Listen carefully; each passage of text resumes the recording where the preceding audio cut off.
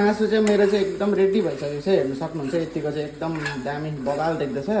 Hi guys, so अब चाहिँ म चाहिँ चिकन बनाउन आँटेको छु। चिकन चाहिँ मैले अघि नै धोएर चाहिँ यहाँ फ्रिजमा राखिरहेको छु मेरिनेट गरेर चाहिँ।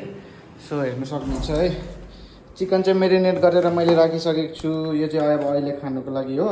यो चाहिँ अब चाहिँ यो भोलि खानुको लागि। अब यत्रो चिकन छ यहाँ, यत्रो दुई दिन अढाई दिन लाग्छ खानु नै।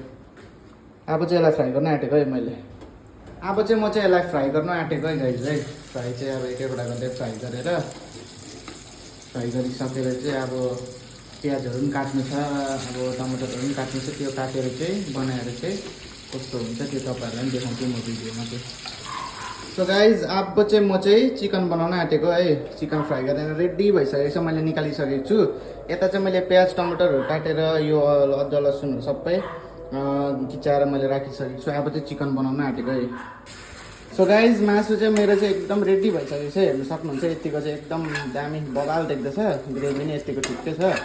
सो अब चाहिँ यसमा चाहिँ के गर्नुपर्छ भन्दाखेरि चाहिँ यसमा चाहिँ बस अब धनियाँ काटेर हाल्नु मात्रै छ। अन्त मेरो भात पनि बसाइदिइसकेको छु। सो अब 8 बज्न आँटिसक्यो, मेरो बुढी आउन आँटेको छ। सो उसलाई सोध्छु कस्तो भएको छ है, अनि तपाईँहरूलाई पनि कस्तो लाग्यो यो मासु चाहिँ। अनि मन पऱ्यो भने चाहिँ लाइक सेयर कमेन्ट गर्नुहोस् होला है guys. Thank you so much for watching.